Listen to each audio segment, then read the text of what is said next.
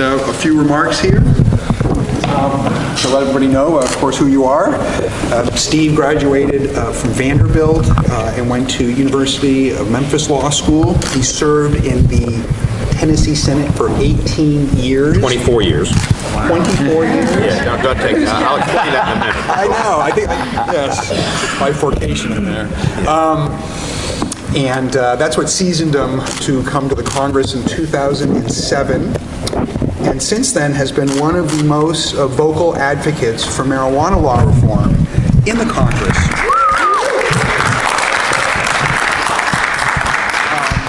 And as Russ was interviewing him, he acknowledged that one place you can find Steve readily almost any week is on YouTube when Congress is in session, because over the last 3 or so years, his exchanges with folks from the DEA, the Drug Czar's office, NIDA, and just this past Tuesday with a Milwaukee sheriff are all on YouTube.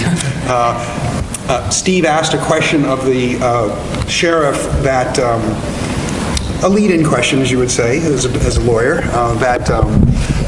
is it not true that marijuana does not contribute to the degradation of neighborhoods and society like hard drugs do, like cocaine and methamphetamine? And the law enforcement officer disagreed with him, and Steve just laughed. He just absolutely laughed in his face, and that kind of demonstrates both the frustration, I think, and the chutzpah of acknowledging that these policies just don't work anymore. And in D.C., in Congress, because these policies, the reform of marijuana is so big and it touches so many different institutions, I myself personally don't think it's going to happen without some degree of a commission. And commissions in Congress is kind of the equivalent of CYA. So think of this as CCYA, Congressional Cover Your Ass. And Steve, I think, is sort of the progenitor of this idea, and I've sort of come up with this alliteration. I've always kept my header of the Cohen Commission on Cannabis and Commerce.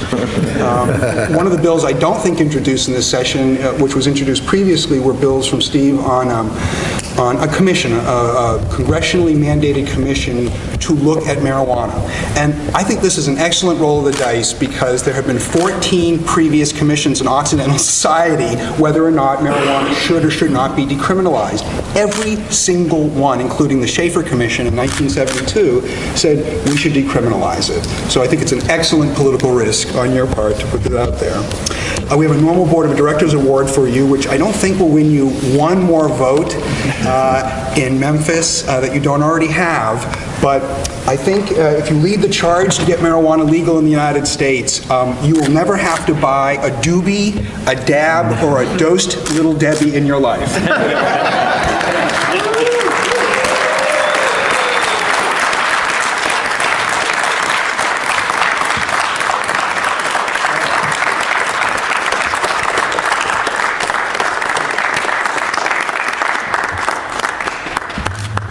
Thank you very much. Thank you. I'll be like David Letterman. Please sit down. Thank you. I miss Dave. Yeah, he was phenomenal. I want to thank you for the award, and thank you all for being here. It has been a long time coming. I've known Keith for almost 35 years, maybe, doing things in Memphis, and it has been a long time tumble journey from the west side of the park. Coming to the Congressional Auditorium and meeting with NORML and having y'all introduced as normal people rather than Abby Normal is really great. I reference back to what Alan said about 18 years, and this is kind of a funny story. One of my best friends in my life was Warren Zevon, and we were like best pals for about the last 5-6 years of his life. And Warren introduced me to several different people over the years that have become my friends. One of them was Michael Wolff. Michael is a jazz pianist and head of the Tourette's Association or group that comes up here and lobbies some, and so I help them. Michael's wife is Polly Draper, who was an actress, was in 30-something and a great actress. Now it's ironic, it's a weird thing just about life. They're great people in their own right. Michael's this phenomenal pianist and composer, and Polly's a great actress and but they've got 2 kids, Nat and Alex. I've seen them since they were like, whatever. and they're big stars now. You might not know them because they're not in our, age world, but they're great big stars, and they do movies, and Nat gets credits, and they're like 19 and 17. They had a band called the Naked Brothers that was like Ricky Nelson and Dave Nelson on Nickelodeon, and I'd go to schools in Memphis, and there'd be third graders and second graders, and say, y'all know the Naked Brothers? No, they all knew the Naked Brothers. Well, I knew the Naked Brothers, so I was cool. So Polly comes up here one day to give me an award for Tourette's syndrome advocacy. And Polly says, I've known Congressman Cohen through Warren Zevon for many years, and we called him then Senator Steve. But before he came here, before he became a congressman, he served 24 years, not 18, 24 years in the Tennessee State Penitentiary. This is from a brilliant A student, actress, brilliant. And I guess she did the play that the Innocence Project put on. What was it called? It was the Exonerated. Yeah. And she was in that play, and in that play a lot of the characters come on and they go, Keith Strout served 36 years in the Texas State Penitentiary and was exonerated with DNA. So I guess she just had that in her mind, Tennessee State Penitentiary, 24 years. I thank you for this award. You're right, it won't get me a vote. But it will be an award that I accept with pride, and I will put it with the other awards that I have received, which are prominently displayed, that also don't get me any votes, but that I value. The ACLU award, the Planned Parenthood award, Human Rights Commission award. In fact, one year in Tennessee, this was back, I think, Howard Dean was about to run for president, but nobody knew who he was. So I guess we're talking 2003 maybe. And Howard Dean had come to Nashville to speak to the Human Rights Campaign. He was getting an award for national stuff, and I was getting an award for state stuff. And that year many years earlier, I got the ACLU Bill of Rights Award.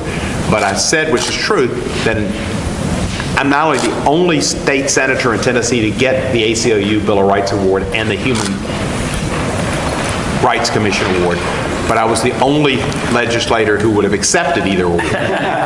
So this award will go with those, and they're ones that I am very proud of, because this is why I should be in Congress.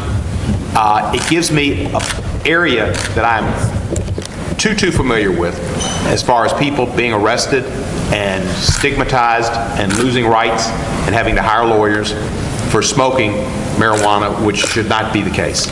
And we've come a long way, but we've got a long way to go.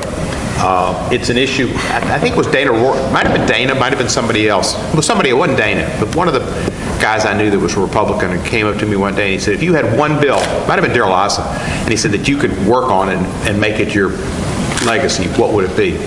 And I thought for a minute, we're in the floor of the House, and I said it'd be legalization or decriminalization of marijuana. And of course, he gave me he said, well, I think I'd pick something a little easier. We've come a long way since then, and it's not that difficult. So it's going to take still more time.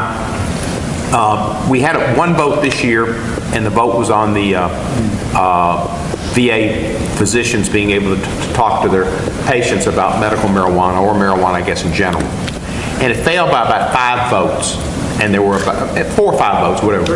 3 votes is all it was. And there were 4 or 5 Democrats who didn't vote for it. And maybe it was 6, and I probably shouldn't have done this, but I did it. It wasn't my bill, it was Blumenauer's bill, and Earl's been good on this issue. He's been great on the issue. But Earl, it's tough to do it because you got so many members.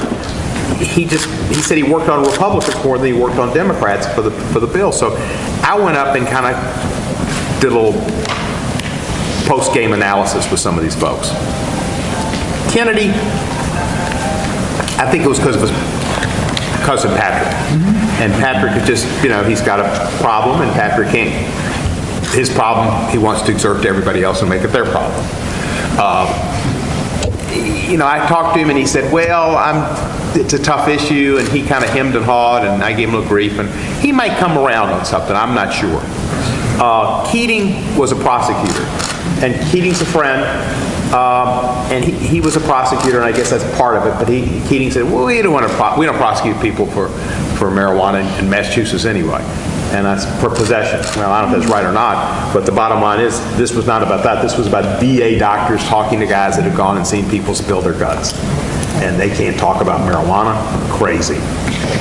They said, well, it's illegal according to the board. Sandy Levin and I had a goodly discussion, and it continued on to another point. I think Sandy got a little confused because Sandy came up and I talked to him, and he made a point of saying, I'm for medical marijuana. I'm okay on medical marijuana. I'm not for legalizing it. I don't know, we've studied enough to know how it affects children's brains. And I said, but Sandy, you realize children shouldn't be seen, nor heard, nor smoke marijuana, nor drink alcohol, nor have sex. It's not about children. But I don't think he realized that VA bill was about medical marijuana, and he's just made a mistake, and it's just a shame. Kennedy Keating, excuse me. Kennedy Keating may come around. And who else did we miss? We missed, the other one was Garamendi. And Garamendi was working another appropriations amendment, and he said he just screwed up. Yeah. He just screwed up. So it's a shame. Levin screwed up, Garamendi screwed up, and they were straight. How do you know that? That's what's scary. So we came close. I think the next thing to come up probably is going to be the amendment that I'll be on with Dana, and is it Sam Farr maybe? I know it's Sam. Yeah. On DEA staying out of states that have legalized it. That we got a goodly chance to pass. Probably will in the House. Last time I think we had 230 something. There'll be other appropriations amendments that we'll have. Bills will be tough because it's tough to get a chairman to have a hearing or a vote in the House. I don't think Goodlad is a likely prospect for that. Maybe somebody on Energy and Commerce could do it, and some of the bills could go to those committees instead. But it's getting to be more accepted. Democrats, it's pretty good. We don't have everybody who will come along. Republicans, there's still a difference in the way Republicans and Democrats look at these issues. While states' rights are strong with Republicans and fiscal conservativeness, not spending a bunch of money incarcerating people is important, they are not, their districts still have frowned upon decriminalization or legalization, and kind of they go back to the reefer madness stuff, a lot of their folks. And so it's more difficult for them politically. And some of them just, haven't evolved enough. They're in a different world. But we're making progress. So I thank you for this. I'd like to answer any questions you might have, because I'm sure I didn't cover some subjects, and if you have questions, I'd be happy to answer them, and I thank you for this award. Yes, sir. Would you tell me where you're from? Yeah, I'm sorry. My name is Ron Lockhart, and I'm from Boca Raton, Florida. Lucky you. I'm going to Palm Beach tonight. Yeah. That's just beautiful. Good. My question is, I just heard this morning that obviously Michelle Leonhardt is now out at the DEA, and somebody named Robinson, I believe, is... No, it's not Robinson. It's a Jewish name. Rosenberg? Rosenberg. And I have to admit, I'm Jewish. And so when I saw his name, I thought, yeah, maybe there's a chance. But there's some Nazi Jews, too. He was quoted in, I think it was the LA Times, that he wanted to shake up marijuana, that he had some ideas of changing it. Do you think there's any chance that the DEA would reschedule it to a Schedule II drug? Well, I would hope so. I mean, I've been pushing the president on that. I went to Valerie Jarrett, to McDonough, and to the president, and I said, I've got your policy for next year. Of course, there are other things maybe more important, and that's for him to focus on. And I picked, just like Alan did, the 4 C's. I picked the 3 C's. Cannabis, commutations, and Cuba. And made it simple. And cannabis has been there, rescheduling, and we write the president, fairly frequently. Right. And, his head's in the right place. It just, the administration has not been able to put into practice what they believe.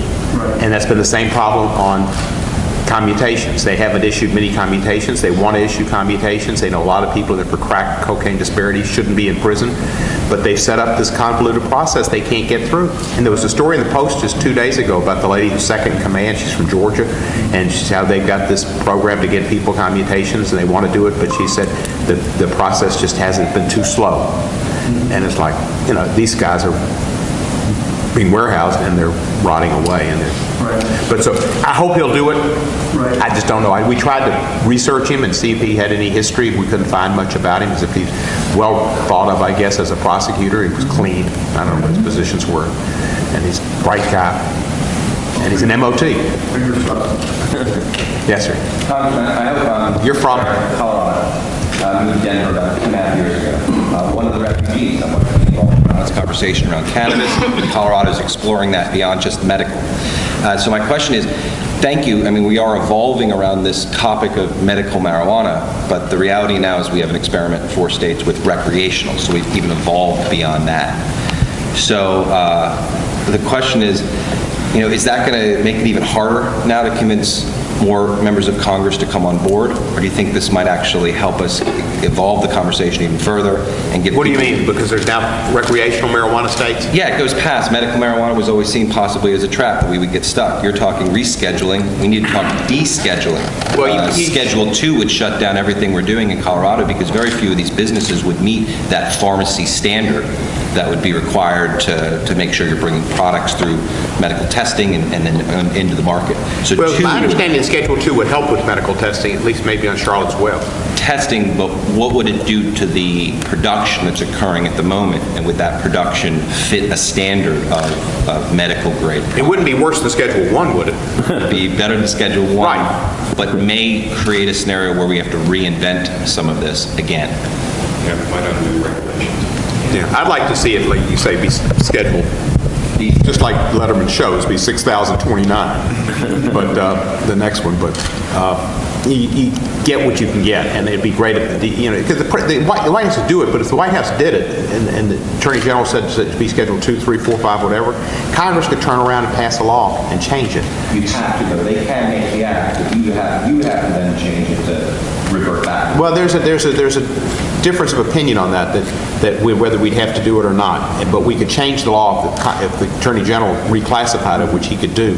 Then we could still change the law after he did it. So it could go back and forth. I don't know what this. It's going to take a while. I think our best chances with this president. I'm for Hillary Clinton because she's going to be the Democratic candidate right on most all the issues, but she hadn't been good on marijuana, and it's bizarre. You need to. It's amazing. You have to work on it. She should have it. Absolutely. Holding a fundraiser for my house in Denver. There's no way to hide it. So we're doing our part. How long it took her to get behind gay rights? Right. It took her a long time. Publicly. Right. Well, there are politicians who act from the gut, right. And there are politicians who act based on the polls. Right. And, yeah. Yes, sir. Good morning, Congressman. I want to thank you for all the awesome work you've been doing for our cause. My question is there any conversation going on with your colleagues about protecting the rights of medical patients traveling from state to state?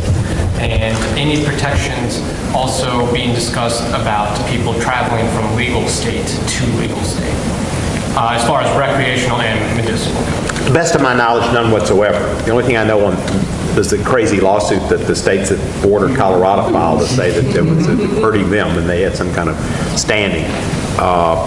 It's funny that you say that because we had a bill on guns and right to carry bills. I sponsored the right to carry bill in Tennessee and passed it in the 90s. I think if you can pass a test and you don't have a criminal background or been mental institutionalized, and you can hit the target, and okay, and those people have not caused problems in society. But I put some strong standards in there and said you had to be, I believe what we said is you had to be 21 to get a gun permit. Now some states say you only have to be 18. We said 21.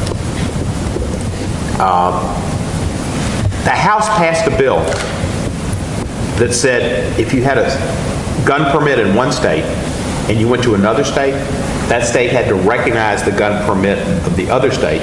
So in essence, if you're got a gun permit in Alabama and you're 18 and you come to Tennessee, you can carry a gun if you're 18, but you can't if you're a Tennessean because of our law, and their law trumps our law. Well, you'd think with the Republican idea of states' rights, they wouldn't be for it. But it's like, guns trump everything. And so that issue's come up, traveling around states with guns, but it hadn't come up with marijuana, but it's a good argument, and it makes a lot of sense, but it has not come up, and I've not heard it at all. Alan, have you heard it at all being discussed? No, in terms of a bill being introduced, there are state laws that protect individuals across state. The TSA has a standing memo that if you travel with cannabis and you can prove that you're a medical patient, they'll largely let you go through, but they've busted some people with 4 ounces of marijuana, but people with 2 ounces and an ounce of hash get through. So it's not clear. Does it depend on whether the TSA based that on if it's legal in the state where they're doing So all those airports in the Colorados and Washingtons and Maines of the world, those TSAs have a standing order to only look for explosives and guns and sharp devices and let the marijuana go through if it doesn't look like it's packaged for resale, etc. You know, we should put in, and Ben, you're here, tell Matt, you know, I didn't realize we hadn't put our commission bill in, and we need to do that. That should go in this year, and we should get that done. And secondly, we might ought to do a bill, and maybe it's the expansion, because we're on the Charlotte's Web bill with the Republican from Pennsylvania, I believe it is, to allow folks who have Charlotte's Web to travel. And if it's the cannabinoids only, that they should be, because we had a little girl in my district named Chloe Grauer died. She was 3 and she had epileptic seizures, and I visited her home. Her parents, I knew her father, he was a bartender around town, but the family's basically Republican. The grandmother's nice lady, Republican, but blah, blah, blah. They saw what happened with their granddaughter, and they were going to go to Colorado, and they got the letter from Colorado that somebody would get them marijuana, and they were going to go to Colorado and get it and risk bringing it home for her, and she died the next day. So, I mean, the cannabinoids is a serious issue. I understand if you pass the cannabinoids, it takes kind of some of the umph away, but, you know, we've got Sanjay Gupta. Yeah. The